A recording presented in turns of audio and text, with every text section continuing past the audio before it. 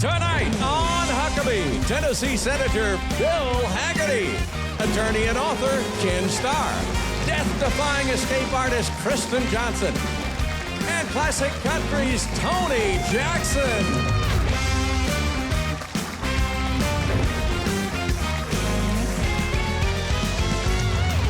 That's Trey Corley in the Music City Connection.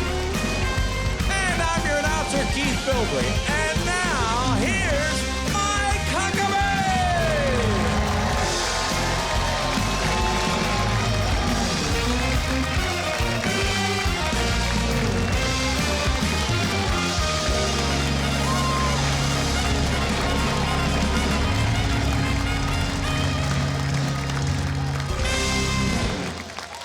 Welcome, everybody. What a great crowd we've got here in our theater. I really hope you'll come sometime and join this raucous group of people who make up our audience, because they're so much fun. We love having people come from all over the country to be right here in our studio audience. And I want to begin tonight a little differently, because something has happened within the family of our show, and I want to be able to just let you in on it. We love Keith Bilbrey, our announcer. This week, he and his wonderful wife, Emmy Jo, were at home, and they live in this magnificent home that was built in 1864 until Wednesday, and it caught fire and basically burned to the ground. And it has broken all of our hearts. Of course, they lost everything. They literally got out with nothing but the clothes on their back. Keith had some shoes. I think Emmy Jo came out barefoot. About the only thing salvaged were a few treasured guitars that Keith had. Keith, I want you to know that every one of us, our hearts break for you and Emmy Jo, and the fact that you even showed up tonight to still do this show is just an amazing testament to your character. You gotta be with your family, you know? We love you, brother. We love you. Thank you very much. And on July the 15th, we're going to have a special tribute to Keith and Emmy Jo. It'll be live streamed, so we'll give you more information about that. But watch our website and announcements. This would be a great opportunity for you to sign up for all of our information on Huckabee.tv, because we'll have more information about that. But again, pray for them as they go through this very challenging time. Let me say this. I never thought that a vaccine to prevent COVID and give us the opportunity to start living freely would be controversial. But there are a lot of things happening in our country today that I never thought. So look, I know I'm talking to some folks who adamantly have no plan to take the vaccine, and some folks who are absolutely convinced that everyone must take it. I only ask that if you are on the hard side of either position, or even if you're somewhere in the middle, take a deep breath. Let me visit with you a minute. My wife and I took the vaccine. We were glad to get it. I've had some close friends who've died from COVID, and I've had some other friends who almost did.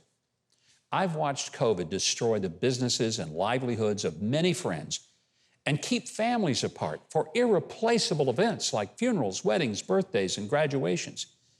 COVID has kept many of us from long planned travel. And sadly, it's given government an excuse to abuse the rights of all of us. They've done it. I took the vaccine knowing it wasn't perfect and recognizing that just as with any medical procedure, there were risks. Yet I determined that the risk of the vaccine were less for me than the risk of COVID, because I've had pneumonia once and therefore compromised lungs. I don't think taking the vaccine makes me better or makes me smarter or more compassionate or moral than anybody else. I really don't. It just was a simple personal health decision. By the way, I've taken vaccines for the flu every year. I've taken it for the shingles, pneumonia, as well as for malaria, yellow fever, and other things. Sometimes when I traveled, I had to take it in order to go to places that I've been to, like Rwanda, Ethiopia, India, and Pakistan. Honestly, the vaccine wasn't that bad. Some of those places I went, that was a real mess. Now, some people have root canals. Other people just decide to get the tooth pulled.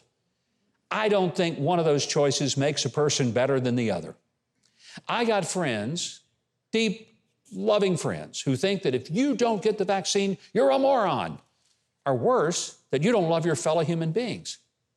That's not just judgmental, it's rather arrogant. But I also have friends who consider it a badge of honor and political freedom and superiority to defy ever taking the vaccine. I simply don't think it heroic to take it or not take it. It's a choice. It's freedom. And I should respect that what you decide and why you decide it is strictly your business. I really do.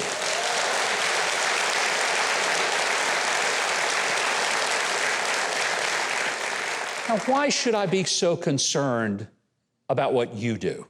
If I take the vaccine, you are little or no threat to me if you don't take it. So I got no reason to lecture or scream at you. And if you don't take the vaccine, does that make me less courageous or conservative than you? I'm not sure how. It's ridiculous that taking a vaccine has become a political issue for some people. Hey, we wouldn't have a vaccine had President Trump not launched Operation Warp Speed, that's for sure.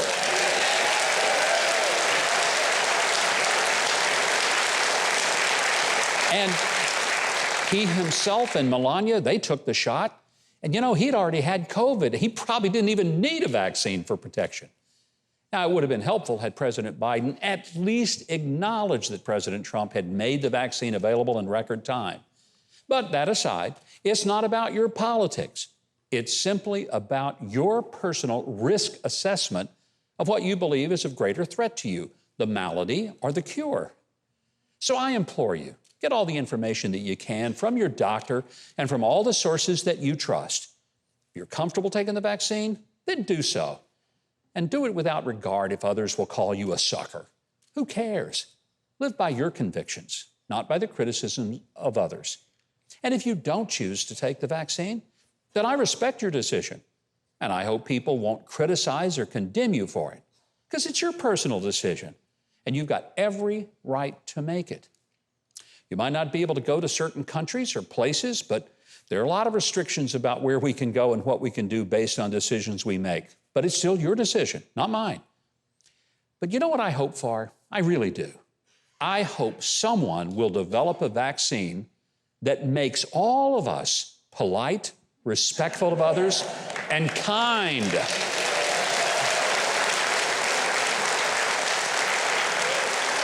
And if that happens, then I might insist that we all have to take that vaccine.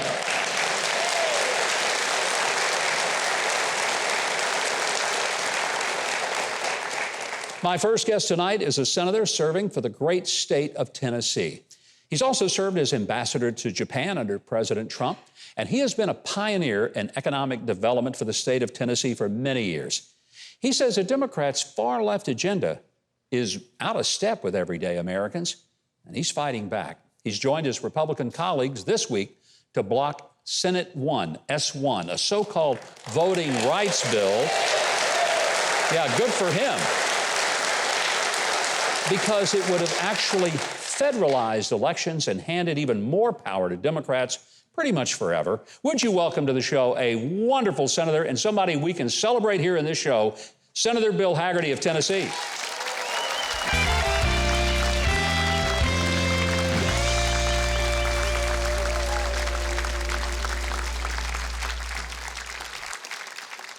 Can I just tell you, it's not often that the audience so loves a guy that they applauded before I even get through the introduction.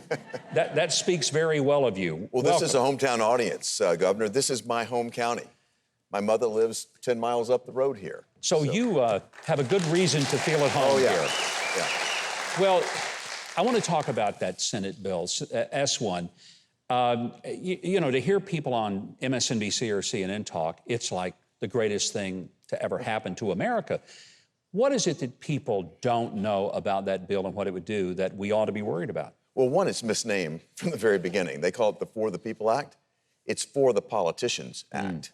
It's for the Democrat Politicians Act, by the way. It's one of the most blatant power grabs that I think we've ever seen. And they continue to manufacture crisis after crisis to justify this. They tried to push this through after President Trump won in 2016. Early 2017, that was the crisis, the unacceptable fact that Donald Trump won. They tried again in 2018. They tried in 2020. Nancy Pelosi put it into her pandemic relief bill. Now they're saying the crisis is the fact that certain states are going through and trying to tighten up some of their voter identity rules. Well, the pandemic caused a lot of rules to slide and change, and I think legislatures are rightfully going back and taking a look. But what it does is it attempts to codify, to legislate what has been determined to be some of the worst and most vulnerable aspects of voter fraud ever. In fact, President Jimmy Carter, after he retired, former Secretary of State James Baker led a commission, a bipartisan commission, and they uncovered the greatest vulnerabilities to voter fraud. You know what the top two were? Mail-in voting, and you got it, ballot harvesting. Wow. They're trying to codify that in this bill. So if this were to pass, it really would put the full authority of our elections in the hands of the federal government. That's blatantly unconstitutional. So how would they push that and think that it's going to hold? Indeed, the Constitution specifically states that setting the rules for election is in the hands of state legislatures. Yeah.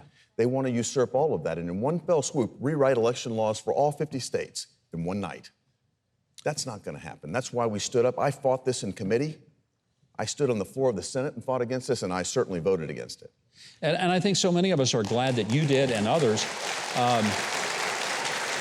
There is a spending palooza going on in Washington right now, and President Biden yesterday made his speech. He whispered most of it. I thought that was bizarre. It's a weird thing to watch. But he was whispering very loudly about how proud he was of all the money that he wanted to spend, and he said, you know, this is bipartisan. Republicans that I know, Senator, they believe in infrastructure, roads, bridges, airports, sewer systems, water systems, because that's something benefits us all. But a lot of the things that are packed into this bill, they're not infrastructure. They're human services. Yes.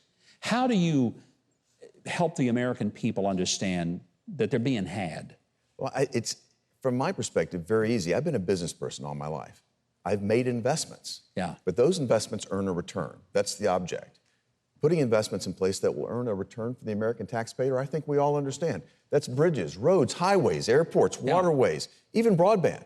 Yeah. That will generate a positive return for America, but not free nanny care. Things that they want to put in there basically are this socialist wish list. And by the way, they want to destroy all the benefits of the 2017 Tax Act that President Trump put in place. That was the foundational component of the economic juggernaut that President Trump built, that up until the pandemic made America the fastest growing economy in the world. Right now we're dealing with much higher gasoline prices and meat prices and lumber prices. Do people not understand that something maybe has changed that's not all that terrific for America right now? Oh, inflation is definitely on its way. We saw the report last month, the highest inflation we've seen in 13 years. And even though gas prices aren't in the consumer price index, all we have to do is go to the pump and see the failings of the Biden administration. The first thing he does when he comes into office is cancel the Keystone XL pipeline. Then he forbids drilling on federal lands. The Chinese are laughing all the way to the bank, my friends, because that oil is going to be ported to China now. Our costs are going up. And by the way, everything we buy has to be transported. It has to be moved. So this inflation is creeping through the economy, not only because of these bad policy decisions, but also because of the rampant spending that's underway right now, thanks to this, as you said, the Lollapalooza of spending that Bernie Sanders would like to take up to $6 trillion. You know, somebody at some point has to start paying for that, and it's going to be our grandchildren. I mean, I'm close enough to home plate. I'm probably going to slide in safe before it's all coming to roost. But, you know, I got some grandkids coming along, and they haven't even gotten up to the plate to bat yet, and they're already going to be saddled with a debt that will make it very hard for them to ever own a home or go to college or do the things that we kind of assume that young Americans will want to do. That ought to scare the daylights out of us. You're exactly right, Governor. And I'm not as far along or as close to home plate as you may be, but I've got 4 wonderful children right now. I hope to see my grandchildren someday, but they will be saddled with this debt. This is going to come home to roost. And we've got to step back and take a very clear-eyed assessment. I understand the pandemic is a unique situation. We had to get through that. And in 2020, there was bipartisan support to do this. Yeah. The bills that were passed, the pandemic relief bills, while not perfect, I think were aimed in the right direction. When the Biden administration came in, their first, quote, pandemic relief was a $1.9 trillion spend-a-thon. We'd not even spent $1 trillion from the previous set of pandemic relief measures. They put another $1.9 trillion on top of this. They got zero Republican support for good reason. And it looks like they're headed right down that path again. You were a very successful business person prior to getting into politics, and a lot of your public service was done under the governors of Tennessee. You were head of economic development. You understand it better than 99% of the American public. To build the economy of this country, from your perspective, both as a business person and as an individual who has led economic development, now as a U.S. Senator, what are the steps we need to be taking to ensure that we have a good economic foundation? We need to create the proper set of incentives. That's how one becomes successful in business. And creating the right set of incentives here in the state of Tennessee, when I was privileged to come in and work to take our economy out of the last downturn, I came in as we were coming out of the last recession. And at that point in time, Tennessee's economy was not performing well. We were in the bottom half of all measures. We had higher unemployment than the rest of the nation, GDP growth, wage growth, we were not there. We restructured. We created an environment here that made it hospitable to business, low taxes, fair regulations, and we got out and recruited like crazy. Hard work always matters too. And we made it clear that businesses could survive here and thrive here in Tennessee. And Tennessee is on fire today. More people are moving in. You can't keep up with it. It's staggering. And I think a lot of that was the seeds that you planted, and now you get to do it as a U.S. Senator. I want to say how grateful we are that you're there, thankful for your time as ambassador to Japan and all that brought. But more importantly, it was a great honor to serve our nation in that capacity too. A true leader in the U.S. Senate and standing for the right things, not just for your state, but we like to think that a senator like you is standing for all of America. And I want to say thank you. Thank you, Governor. Thank you for your leadership. And thank you for being here. Thank you. Thank you all so much. Our thanks to Senator Bill Hagerty. And by the way, if you want to keep up with the senator on social media, all you have to do is to follow him at Bill Hagerty TN for Tennessee, of course. Now, I'm going to let our always ready and mostly steady announcer, Keith Bilbrey, tell us what we have coming up on the show tonight. Well, I would love to. Coming up, attorney Ken Starr. And later, country music's Tony Jackson. Lots more Huckabee is on the way.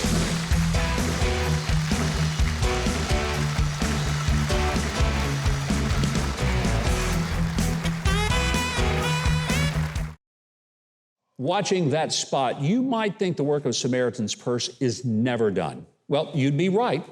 It's the calling of the Lord to serve those who are suffering and broken, whether it's in your neighborhood or across the sea. I hope that you'll demonstrate your generous heart by calling Samaritan's Purse, or you can just visit their website and give a financial gift to help. And when you do, don't forget God's promise from Proverbs.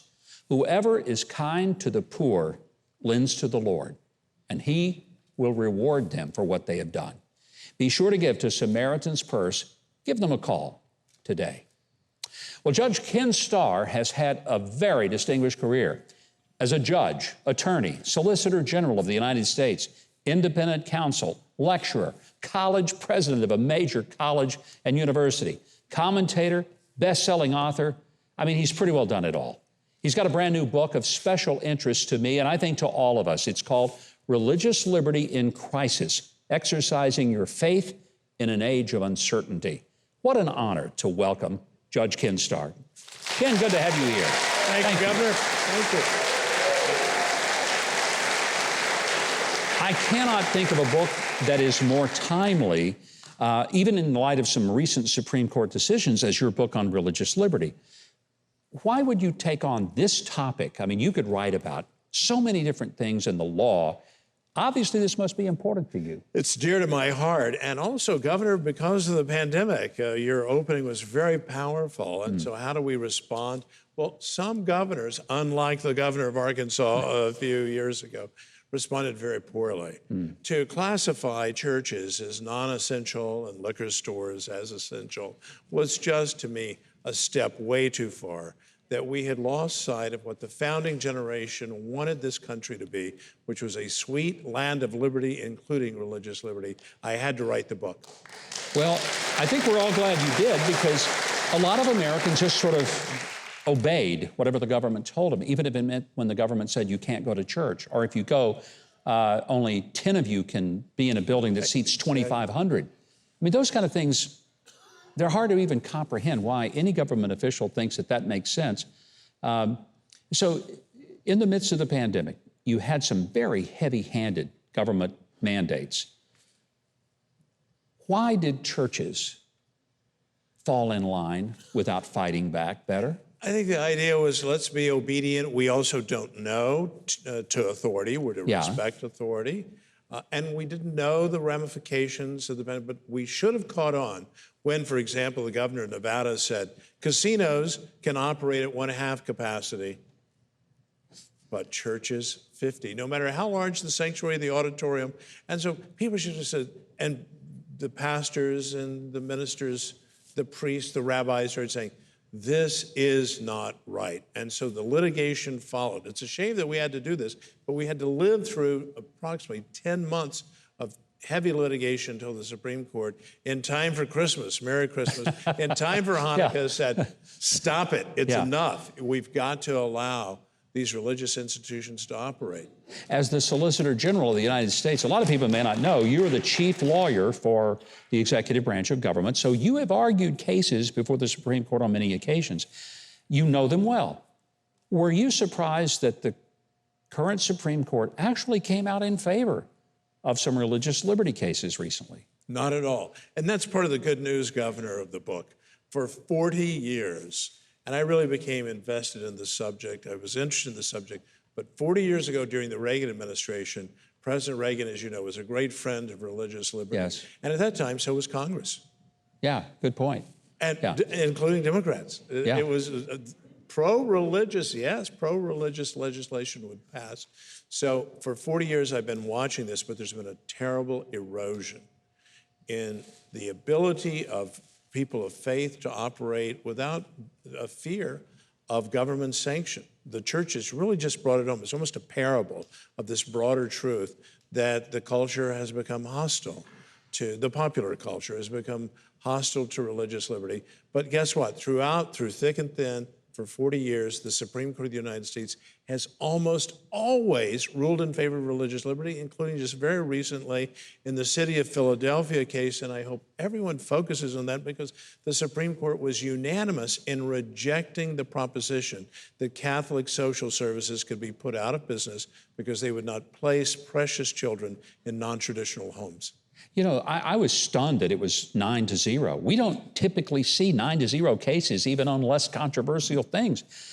Is that a change of the attitude of the court, or is it just that maybe there's enough presence there and a good sense of arguing the positive side of religious liberty that even the liberal side of the court is saying, you know, we can't really defy that? It's because of the great principles of religious liberty that unite justices who might disagree on a wide range of things. An example I use in the book is a Christian school that fired a school teacher because she threatened litigation. That was viewed as totally incompatible with Paul's admonition of the church at Corinth. So you have to leave. And the Obama administration, EEOC, and the Obama administration Justice Department took the side of the teacher. She lost 9-0 in the Supreme Court with Ruth Bader Ginsburg voting in favor of religious liberty, the right of the Christian school to determine who will teach. That is a very powerful reminder. In the book, Religious Liberty in Crisis, that you've written, you also establish why, of all the basic rights we have in the Bill of Rights, and we have quite a few, and they're given to individuals, not given to the government, they're given to us as citizens. Why is this one so important? And you talk about that, and I want you to articulate that for our audience. Because, first of all, look at the text. It's the first of the first. If we don't have religious liberty, the other liberties are going to be seriously called into question. They're going to be eroded. But it also has to do with the founding generation's view of what the good society is. And in the very first Congress of the United States, the following law was passed to govern what is now Ohio and Indiana, the Midwest. Religion, morality, and knowledge being necessary to good government and the happiness of mankind, schools and the means of education shall forever be encouraged. Religion was viewed as one of the three pillars of the good society, the moral society. And thus we need, as the founders would say, to preserve the opportunity, protect freedom of conscience. You're free not to believe. Sure. Right? attend the church of your choice, but you also don't have to attend. It's part of the beauty of the American system. It believes in freedom. Freedom is the baseline, but we have a society that, as William O. Douglas said, a liberal justice of the Supreme Court, we are a religious people whose institutions presuppose a supreme being. That's who we are. I hope we don't forget who we are. I sometimes fear that we do. It's why your book is a very, very important message for every American, not just church-going people. This is an important message. I would love for young people to get this book. I wish they would get it with the hope that they could tear it apart.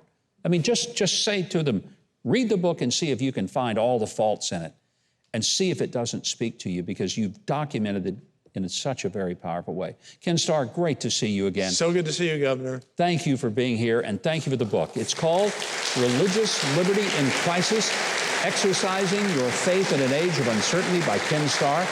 It is available now.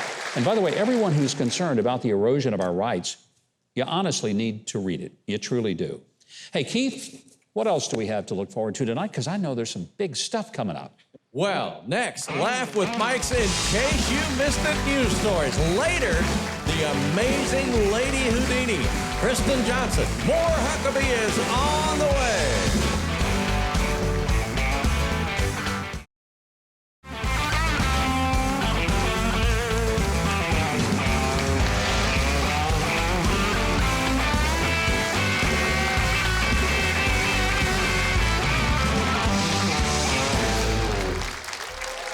Welcome back. How do you like the music of Trey Corley and the Music City Connection? Yes. I mean, Keith and I were over here, we were moving as best we could, and I said, Keith, you remember the phrase from the 70s, get down. Well, we can get down, but getting back up at our age is the problem. That's the challenge for us. That's the reason Trey was chosen for them to juggle the knives over. That's exactly why he did it. We weren't afraid. It's just we couldn't get back up. Yeah, we were. Yeah, we were. There were a lot of reasons we didn't do that, and there was a reason that he did. And he still lived to tell about it. Yeah. Hey, from slimy soap to dancing frogs, we've got the news that you will find riveting on In Case You Missed It. See what I did there? Ribbit.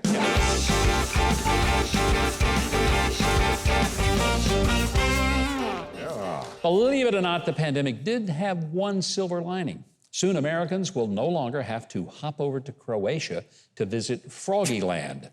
Why? Because it's coming to America.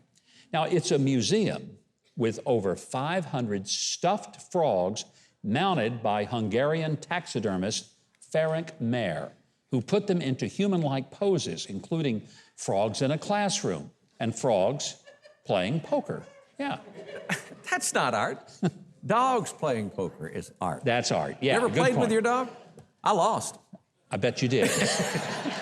Now, there are also frogs at a ball, and one of them is a prince, but you've got to kiss all the other frogs in order to find him. I don't think so. By the way, I don't think the audience got that one, but anyway. Maybe they just didn't think it was funny. I don't know. Trey didn't get it either. I'm still deciding. One reviewer on Travel Advisor called Froggyland probably, listen to this, quote, the best stuffed frog museum I've ever visited. The best. Probably? How many stuffed frog museums has he seen? How many are there? I want to know who stuffs frogs. I don't know. Yeah. I've stuffed some stuff in my life, Yeah. By the way, did you hear about the taxidermist who was also a veterinarian? No. Yeah, he had a sign out front that says, either way, you get your dog back. There you go. Oh, that was so bad. Terrible. Anyway, and I'm going to hear from one of these people. One animal rights activist called it disgusting animal cruelty. Hey, folks, the taxidermist died back in 1947, and no, he did not stuff himself. So trust me, all these frogs would have croaked long ago anyway. Yeah. All right. Croak. You got to have a sound effect for croak. Surely, for that. French artisan Damien Desrochers has the perfect product for that snail slime soap. Now, if you think there's a lot of soap slime in your shower now, just imagine. He claims that snail slime is all natural, high in collagen, and has anti-aging properties. It'll make you feel 4 years old again. Ooh. Which was the last time you willingly rubbed a snail on your face, by the way. Now, Damien uses so much slime, he started his own snail farm.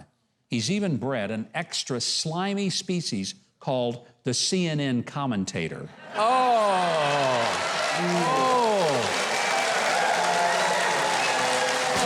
Yes. Anyway, Damien says that he loves snails and he finds them very endearing. It's true, once they get attached to you, they stick to you like glue, right? Very true. All right, speaking of cuddly critters, Kate Fellman of Beaverton, Oregon, has a cat named Esme. That's literally a cat burglar. Huh. Yeah. Esme has brought home so many stolen gloves that Kate hung them on a clothesline and put up a sign reading, "My cat is a thief.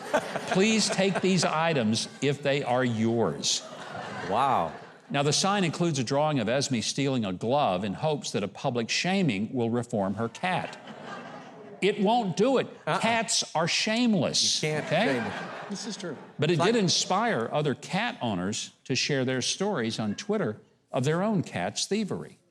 So, some of that. I mean, there was one of them, for example, an unnerving cat that keeps bringing home the collars of other cats. Ooh. So it's either a serial killer or it's shoplifting at PetSmart. We don't know. I'd like to see that removal technique. Yeah, I think so too. Well, at least those cats were more competent burglars than this week's Huck's criminal mastermind. A 19-year-old male in Milwaukee imbibed a little too much, and he decided to break into an Airbnb to sleep it off. He woke up handcuffed, surrounded by cops, and very confused. Keith, get this. Of all the Airbnbs in Milwaukee, he had chosen one that is occupied by 3 Montana sheriff's deputies who were there in town for a police training seminar. Oh, wow. Bad luck.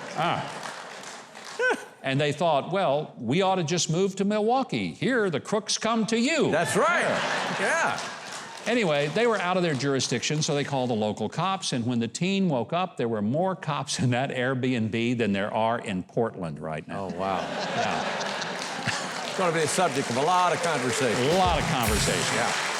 All right, finally, your favorite word in this segment of our show. Finally, a story that proves that all these lockdowns have given people way too much free time. Someone posted a petition on change.org calling for Jeff Bezos, the billionaire founder of Amazon, to buy the Mona Lisa and eat it. No. They really wanted to do it. It has almost 9,300 signatures already. The petition was inspired by some of Bezos' actual purchases. For example, he paid $500 million for a yacht that is longer than a football field, and he bought 4 New York apartments that he combined into a 23,000 square foot penthouse. Silliest of all, he bought the Washington Post. That way he could lecture all of us to cut down on our consumption so we would save the planet. There you go. Actually, I think the Mona Lisa would be easier to swallow than even buying the Washington Post. And besides, who doesn't love Italian food? That's right. Anyway, I personally think this petition just proves that because some people are given an online platform, that doesn't mean anyone should take them seriously. Yes. I mean, Twitter proves that, I think, right? Anyway, before people start petitioning for me to be eaten, I'm going to end this bit, but until next time, remember, we read the news. Coming up, an amazing water stunt by escape artist Kristen Johnson. Then, country music star Tony Jackson. Stay with Huckabee.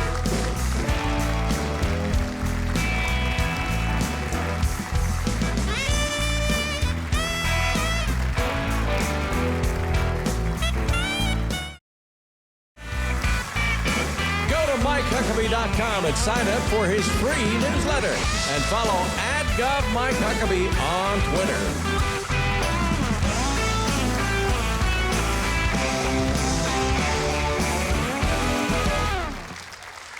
Welcome back.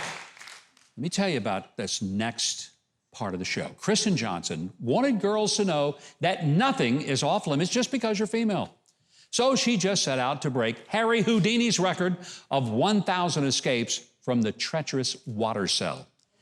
2,700 escapes later, she is rightfully known as Lady Houdini. Would you welcome the amazing Kristen Johnson and her husband, Kevin Ridgway. Great having you guys here. Very glad to be here. Thank you. This is going to be either the most amazing thing we've ever done on this show, or we're all going to be laying on the floor crying our eyes out. I don't know what's going to happen. You've done this 2,700 times. Have you ever had one that went wrong? I've had 2 occasions where I've had to be extracted. Wow.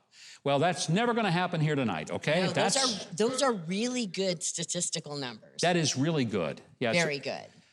Good. We're going to keep it going like that. So, whatever gave you the notion to start this stuff?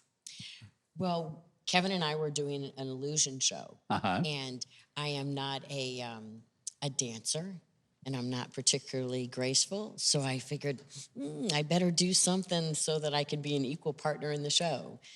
So, and I just had no idea that it would take off the way it did. But by the way, if you have a spare straitjacket, we need one for Trey. It would be very nice to have that. So I do believe I have one that'll fit him. We'll buy it from you. You hold your breath for an extraordinarily long time. That's not something that's natural. How long can you hold your breath? My best static is 5 minutes and 2 seconds. That is, non-stressed. It's a little different when you get locked into a tank of water with a lot of chains. It would be for me, probably. On, So, Kevin, do you ever get nervous if your wife's in this tank? I would say concern is the best adjective, only because I know how hard she trains. Yeah. If she didn't train as hard as she did, I'd probably be freaking out as much as these people will be in a few moments. Well, I'm freaking out, and we haven't even started, but let's get started. Let's give it a go, as the Brits would say. All right.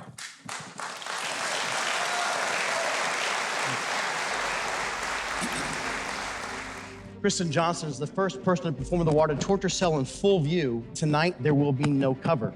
In fact, there's even a challenge to anyone who can prove that she uses a second breathing device, takes a second breath of air, or uses a key of any kind.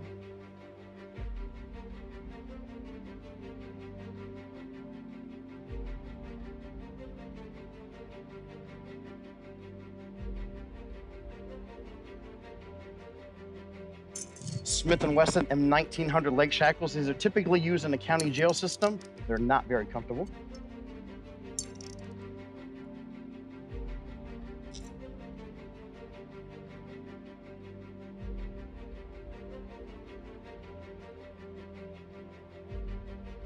Smith & Wesson M100 handcuffs used by over 95% of the police officers in the country today.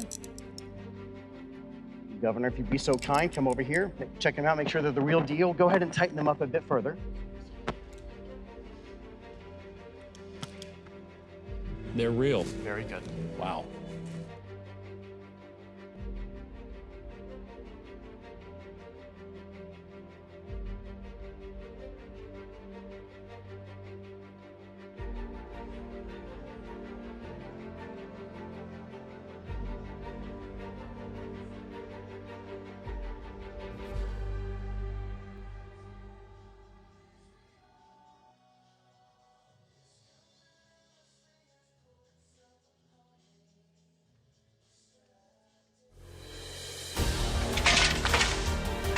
Governor, let me know as soon as you have the lock in place, please.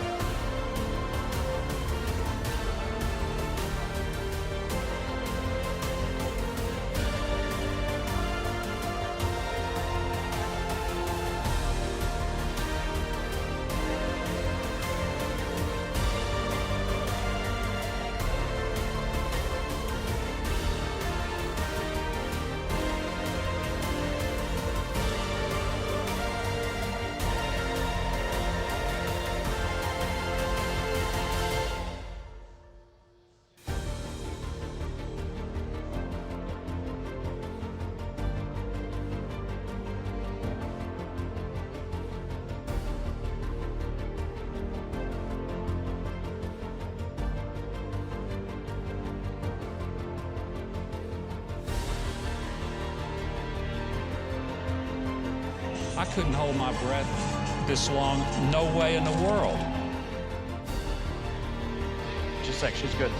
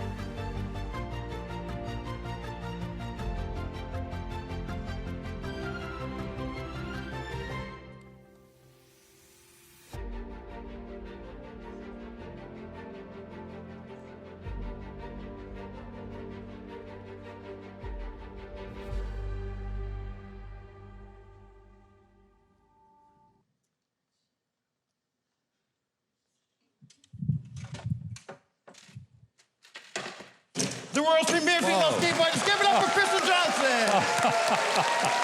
Oh, wow. Wow.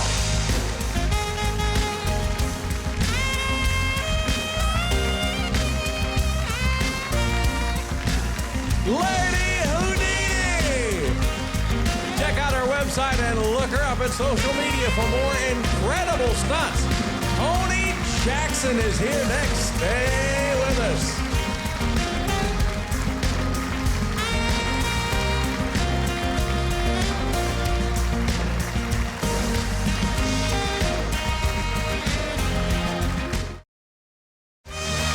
Next week, join Mike's guest, Rudy Giuliani and Pat Williams.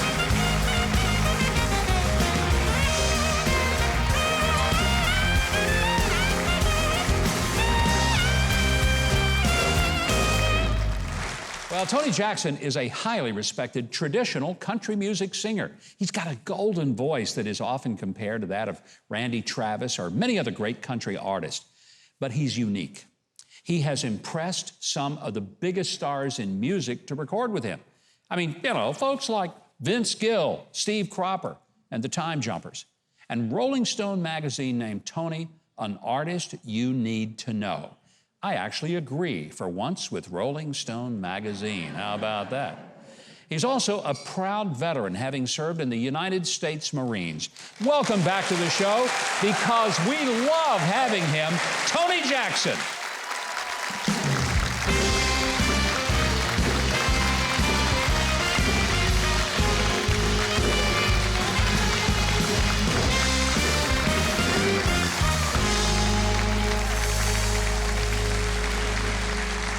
So you want to get in that water tank, huh? You want to try that?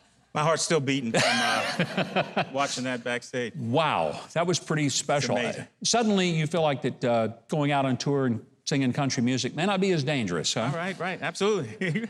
We love having you here, Tony. When you were with us before, everyone on the show, from the folks backstage to the folks on the stage, fell in love with you. I enjoyed it myself. I appreciate you guys having me out. The band is phenomenal.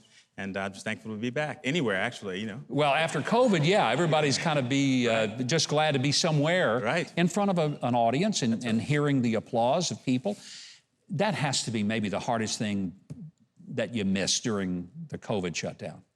It is, that connection. And I tell you that the blessing in disguise is the time I got to spend with my family. Yeah. There's a new addition to the family. You have a new baby girl. Congratulations. That's wonderful. What's her name? Her name is Maddie. Maddie. I'm Maddie's daddy. Maddie's daddy. I love that. And I also got engaged. That's good. So I'm glad things are opening back up, because it's really going downhill there for a second. And well, it's hopefully all back uphill. That's great. But you know, what I'm excited about is for you to be back on the road means that more people are going to hear you. I really believe that you're one of those artists that wherever the top is, you're headed there. And a lot of people who hear you say that. I mean, that's why guys like Vince Gill and other major artists are willing to associate with you, because they see in you something pretty unique. I'm a lucky guy, I tell you what. But you do traditional country music. Yes. I like to call it the real country music. Yes. Where did you come to that love of traditional country? I grew up listening to Armed Forces radio. My dad was Navy, and we were Got a few Navy people out here, huh? Yeah. And Armed Forces Radio plays any genre, but the traditional country music was what came across the most, and I think it's because of its recurring themes of family and home and things that you think about the most when you're stationed somewhere else, and so it was always there for me. You know, you were in the Marine Corps for a couple of tours. Were you already doing music then, or was this something you developed later? No, it's actually something I got into after I got out of the Marine Corps. I always enjoyed music and being part of it. I didn't have designs on performing, but some things happened for me, and I'm just super thrilled to be able to do it. I mean, I'm amazed. Your voice is so very, very, it's just got a warmth and an authenticity to it that very few people have. And I'm not I'm just having a hard time believing that you did not grow up singing and performing and that this was just an outgrowth of all that. I think I learned to talk. My father was a big news fan. He watched news every day. And I was a big fan of Paul Harvey growing up. And so every day I had to listen to Paul Harvey. And I think I picked up some of, the way of speaking that they do. And as far as the music goes, I don't perform any songs that I don't feel, that I don't have some kind of connection to. So I don't really have to sell it. I'm just, it comes through me, the message of the song. And so it's just a God-given gift. You know, there's a whole band over there and a stage. I think we ought to go over there and make some music. What do you think? Let's do it. I think so. Now, to find all of Tony's latest releases and concert schedule so you can see him in person, go to his website, TonyJacksonMusic.com. In a moment, Tony is going to sing Do I Ever Cross Your Mind? Do not go away. You're going to love it.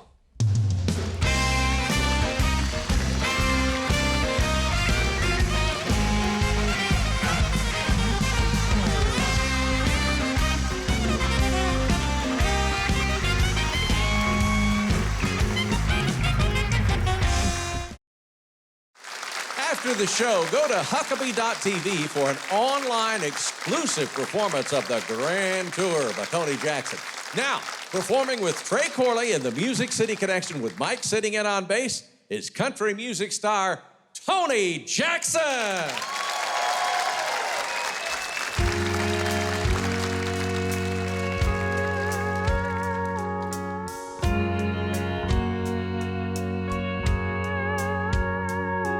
Do I ever cross your mind, darling? Do you ever see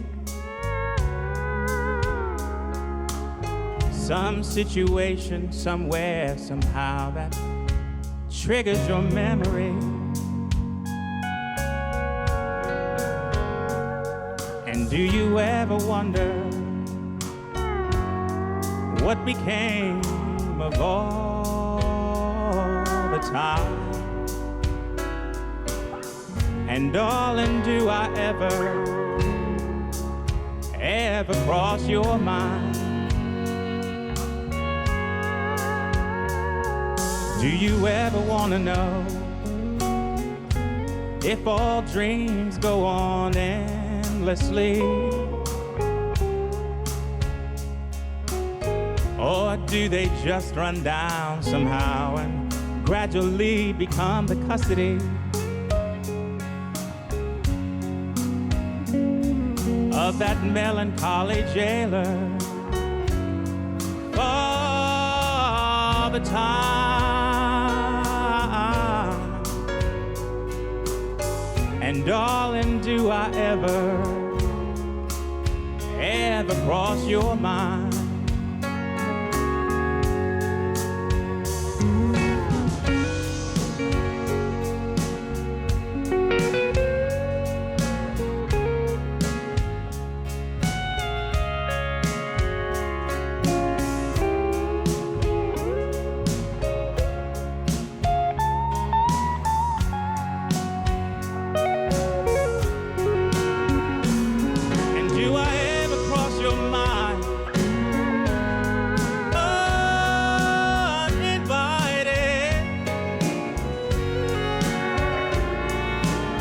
When you're lonely, or does it only happen to me?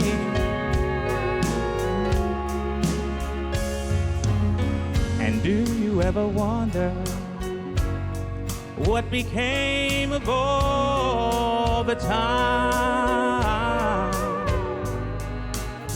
And darling, do I ever cross your mind?